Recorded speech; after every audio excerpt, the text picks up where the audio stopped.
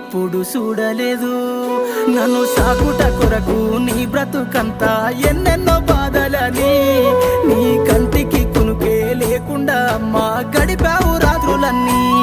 నీ జీవితమంతా కష్టాలు ఎదురొచ్చి కన్నీళ్ళ నావయినా, పడిలేచే కెరటమై భవిష్యత్తు నేనంటూ బతుకును సాగించేనా.